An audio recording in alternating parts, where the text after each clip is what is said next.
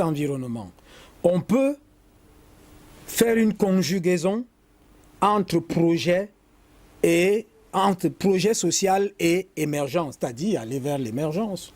Avoir quand même une ville du moins républicaine, bien organisée. Toute émergence part du civisme citoyen. Ah, du civisme citoyen. Si vous n'avez pas les règles d'hygiène qui mobilisent une moralisation face à la société, cette société est en perte de vitesse et ne peut pas être construite. C'est pour cela qu'on parle du civisme citoyen au départ. Connaître les règles d'hygiène civique pour que nous puissions prospérer in limitis, ou qu'est-ce que nous ne devons pas faire, qu'est-ce que nous devons faire en tant que citoyens. Quelles sont nos obligations vis-à-vis de la société dans laquelle nous vivons. Dès lors que nous ne pouvons pas respecter cette orthodoxie, nous sommes en porte-à-faux et la société est stagnante. Est-ce que on n'est pas arrivé à ce genre de situation parce que la corruption s'est installée en termes de détournement de fonds, en termes de corruption de mentalité, de comportement? Qui corrompt même, vous parlez même trop de corruption depuis là, qui corrompt même?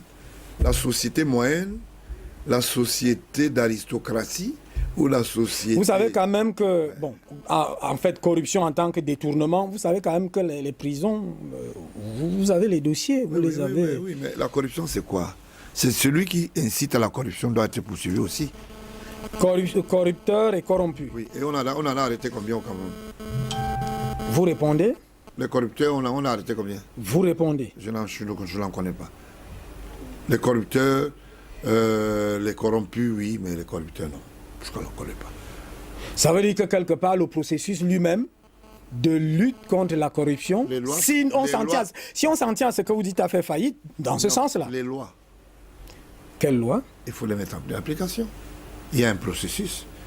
Quand quelqu'un va porter plainte pour dire « J'ai donné mon argent à ce monsieur pour aller faire un billet d'avion » et que ce monsieur n'a dit une cabine de vente de billets, encore plus, j'ai besoin d'un visa. Est-ce que c'est la chancellerie? C'est pas la chancellerie.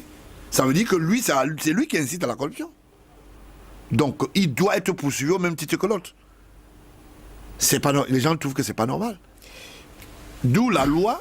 Oui. Il y a ce qu'on appelle le système, c'est-à-dire mat en ce qui concerne le processus judiciaire, mais pour la mise en application, c'est en fonction de la tête du client. En fonction de la tête du client. Ouais. C'est ça la justice. Il y a une justice, celle qui est sur le document, et celle qui est homologuée, et celle que les gens s'autoproclament d'être les seuls vecteurs et détenteurs. Voilà donc une nation qui est dans cette situation et vous voulez être... En fait, vous êtes candidat. Qu'est-ce que vous allez faire? Je ne sortirai pas tout notre programme ici, mais j'ai 200, 300, 400 chantiers. Premier chantier? Le premier chantier, c'est le judiciaire. Apporter l'assainissement au maximum et leur donner les moyens de travail. Les mettre à l'abri de la corruption. Ça, c'est le premier chantier au Cameroun. Le deuxième chantier, c'est l'école. L'éducation dans son grand ensemble. Intégrer la rationalisation en créant ce qu'on appelle la grande bâtisse dans les régions les plus au bas-fond pour que les gens soient éduqués et que rationnellement ils soient instruits. Parce que quelqu'un qui est instruit sait faire la différence entre casser et ne pas casser. Maintenant, j'ai un troisième chantier. Oui. L'intégration sociale. La féminité qui a été mise en l'écart de la vie active et qui ne rationalise pas son savoir-faire en ce qui concerne simplement sa production. Quatrième chantier. 4%. 4%, oui. 4% de femmes travaillent dans un pays comme le nôtre, c'est pas normal. Il y a une nouvelle industrie qu'on a créée, la manipulation et le sexe. Il faut élever le niveau éducatif des femmes, les insérer dans le domaine de la compétence, dans le domaine de la création des richesses. Ça, c'est le troisième volet. Vous venez d'évoquer là un problème relatif aux mœurs. Vous n'oubliez pas que vous avez le quatrième chantier que vous allez nous présenter. Ouais. Alors, dans un pays où la promotion du sexe est faite de manière chantée, de manière louangée. ce sont les effets homologués dans une société où la matrimoniale éducative a perdu son sens de responsabilité. Comment vous pouvez expliquer qu'une fille de 11 ans est poussée par sa maman de lui apporter les premières mangues douces, même quand elle va à l'école? Mais si dans ce même contexte-là, vous avez fabriqué les esprits avec les HE et Samba, au nom du Père et autres qui ont fait leur chemin, où on a même entendu des gens chanter en Vomo Kaonyox, ainsi de suite, dans une société comme celle-là, quelles peuvent être les représentations fabriquées? Les effets rythmiques et tambourins de la musique ne peuvent pas influencer l'éducation d'un environnement. Vous y croyez? Dans un environnement. Je crois que chacun est libre d'écouter la musique à son choix. Mais l'éducation est une obligation pour tous. On ne peut pas réussir à être intégré dans une société si on n'a aucune éducation, encore moins si on n'a pas le transmis du savoir. Ça veut dire avoir appris à lire, écrire. C'est de ça qu'il s'agit. Nous parlions de mœurs. D'accord. Maintenant, les mœurs se plantent comme nouveau décor de production parce qu'il y a un va-t-en-guerre. Nous parlons de mœurs relativement au culte du sexe. Non, c'est pas, le culte du sexe vient d'où? Des maisons. Ça veut dire que les parents se sont dessaisis. Non, ce sont de fait de leur responsabilité. Est-ce qu'il n'y a pas une pression sociale des représentations? Non, il n'y a pas une pression sociale. On a parlé un enfant pour deux. Ça veut dire que le planning familial. Les gens ont cru que c'était les blagues. Hein. Quelqu'un va faire 15 enfants, il a le salaire de 100 000.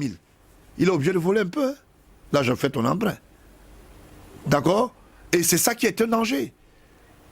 Vous ne pouvez pas ne pas avoir ce qu'on appelle une vision dans la société. Vous imposez la charge dans la société. Dès que vous faites des enfants et que vous marmonnez dans la tête que ils seront élevés par le vecteur, ils ont souvent une histoire là. Je vais aller lire le Somme 19. Je vais aller lire le Soura. Après, Dieu va m'envoyer dans un trou. Oui, les moyens pour nourrir ça. Mais vous vous trompez. C'est pour cette raison que les musiciens que j'appelle, et je prends toute la responsabilité de mauvais augure, ont donc chanté, on se sont mis à chanter le sexe, à faire danser même les personnalités au sommet. Dans ce rythme-là. J'ai dit chacun a un choix d'écoute en ce qui concerne. Si une autre personnalité qui est représentative y va, est-ce que ça ne crée pas un modèle sociologiquement de référence? Je vais vous faire un peu rire. Hein. Oui, allez-y. Est-ce que vous m'avez déjà vu danser ces conneries-là? Parce que je sais que ça entre en violation grave avec ma moralité. Est-ce que vous avez vu M. Biya danser cela? Je crois que vous voulez faire emprunt sur la première dame. C'est faux. Il y a ce qu'on appelle des... Je parle des personnalités au pluriel. Laissez-moi parler. Je peux indiquer. C'est vous qui avez des problèmes d'éducation. Je dis tel. Ça n'engage que moi. Vous organisez une manifestation au palais de congrès. Vous mettez une jeune fille qui vient insulter un système politique. C'est un système poreux de... Comment vous appelez ça? D'homosexuels. Et son père est directeur du budget. Samba. Et c'est à l'ouverture des rideaux. Et une fête organisée par Canal 2, qui est le promoteur de la mixture du sexe. C'est de ça qu'il s'agit. Il faut regarder les choses froidement. Hein. Dites-moi ce que vous faites dans votre maison, je vous dirai ce que vous pouvez faire à l'extérieur. Alors, politiquement, la première dame s'est levée, ne connaissait pas le drums. Elle n'avait pas un motoring qui disait, on va chanter en disant, il y a les homosexuels au palais, que Paul Biya encourage l'homosexualité. C'est ce que l'enfant d'Assamba voulait dire. Elle a dit à haute voix. Moi, j'ai regardé cette émission-là. Vous savez ce que j'ai dit à mon père? Ne laisse plus jamais partir ton épouse dans cette sorte d'histoire. Parce que c'est une mariconnière qui est organisée et demain, c'est toi qui paieras le prix. Georges Gilbert Baon, là. Oui, laissez-moi parler. Je voulais vous relancer. Oui, allez-y, chutez. Et je vais vous faire partir. Vous avez un 4e chantier. Est-ce que vous savez que le choix des Camerounais, c'est de piéger les personnalités? Ah, le choix Quand des Grégoire, on va dans une soirée, je vous donne ceux qui sont les danseurs à Samba, puisque nous tous on voit. Quand il se lève, il secoue les reins. Non, vous dites à Samba. D'accord. Samba, c'est quand même bien. Non, il faut je dire dis, HE et autres. Oui, d'accord. Tous au Même quand ils arrivent à ce niveau, sommet vous de savez pourquoi l'impudicité. Vous savez pourquoi est-ce qu'ils arrivent à ce niveau? Oui. Parce qu'il y a un manque d'éducation. Ah, les personnalités arrivent à ce niveau. Je vous dis pourquoi. Est-ce que ça n'a pas un vecteur corruptif? Je vous ai dit, moi, Baonla, Oui. M. Biya ne peut pas le faire. Mais à témoin, regardez ce qui se passe en face. Cela a homologué des comportements qui prêtent oreille à la société. Quand vous voyez Joseph Ouna se lever, danser à Samba à l'époque, il allait danser en Congo. Tout le monde a plusieurs. Le ministre vient souvent danser avec nous. Est-ce que ça D'accord. Est-ce que... non, je vous relance. Ouais. Excusez que je vous relance. Ouais. Sociologiquement, ça fait un modèle de référence. On veut se rapprocher Un chef d'État qui danse, à Joseph Ouna. qui danse. On veut se rapprocher à tel qui Un danse chef d'État qui danse. et Samba à cheval, donc c'est les Une modèles. personnalité qui danse, je peux mettre ça dans ce cadre, et qui homologue la culture en respectant les règles d'hygiène, c'est bien. Mais si c'est quelqu'un qui va venir faire la danse du sexe, en disant porter les strings, monter sur les machins, ça me plaît, il n'a qu'à aller faire ça chez lui. Quatrième chantier, vous concédez quand même avec moi que ça pourrit les mentalités, les comportements. Quatrième chantier. Je ne concède rien. Chacun a une responsabilité individuelle. Et cette responsabilité ne devra jamais être collective. Si tu écoutes, si tu regardes les films porno chez toi, le voisin n'est pas obligé de les regarder. D'accord? Si vous mettez Mais ces votre enfant- danses-là sont publiques. Si vous- Évoluons au quatrième oui, chantier. mais si vous mettez, vous avez parlé de l'inceste. Il y a des parents incestueux qui dorment avec leurs enfants. Ils estiment Alors qu'il y a quand un ça se machin. fait comme ça, les parents doivent fermer toutes les portes, les fenêtres et tout, Mais si et vous tout, et voulez rester en dormir vase avec votre clos, enfant. alors que les responsables, Là, je les dis, responsables de la société Si vous cultivent voulez, cela. voilà ce que je dis. Si vous trouvez que c'est une porte idoine pour que vous voulez avoir ce que vous voulez ou bien un poste, dormez avec votre fille, fermez les portes. Et c'est dans ce cet entre-là qu'on enterre l'argent chaque jour parce que ça cultive l'impudicité. Quatrième chantier. Je ne pense pas que c'est l'impudicité que ça cultive. Ça cultive plutôt le valo. Ça veut dire que les gens font des choses et n'ont pas de repères. Mais ils ont besoin d'argent à ce moment-là. Quel argent? Ils prennent dans les caisses. Et c'est pour ça que ça Vous pensez qu'un ministre peut donner quoi à une femme, à une petite fille qu'il a pris pour aller faire des pornos? Bon, pour vous, rien. Quoi? Évoluons, mais on sait quand même que les caisses se sont vidées. Quatrième chantier. Combien de femmes se sont enrichies grâce au sexe au Cameroun? Quatrième chantier. Il y en a, vous pouvez me donner un seul nom? Quatrième chantier. Mais donnez-moi le nom. Ah, vous connaissez le système des petites, Il n'y a aucun... avec les bâtisses, On les avec les trompe, voitures on et les autres. chatouille. Quatrième chantier. La preuve en est que quand ils vont Quatrième en prison, chantier. quand leurs hommes vont en prison, elles vont avec des baskets et des petits paniers Oui, avec quelques bananes mais l'argent, et des arachides. l'argent Il du y en a plus. contribuable, c'est déjà envolé. Où ça? Quatrième chantier. Mais vous pensez que quoi? Il ne faut pas accuser les gens gratuitement. Moi, je n'ai pas encore vu Quatrième où chantier. ces gens ont laissé plein d'argent à cela. Du moins, à celle-là. vous n'avez pas encore vu. Vous avez peut-être je le témoin, doute, moi, je sais pas. je doute fort Voilà. que ce soit la seule chose que vous n'ayez pas vue Moi, jusqu'ici. je n'ai pas encore vu. Quatrième Je chantier. n'ai pas encore vu. Ce chantier Quatrième chantier. est moins homologué parce que je ne vois pas le profit. Quatrième chantier. Le quatrième chantier, en fait, il est économique.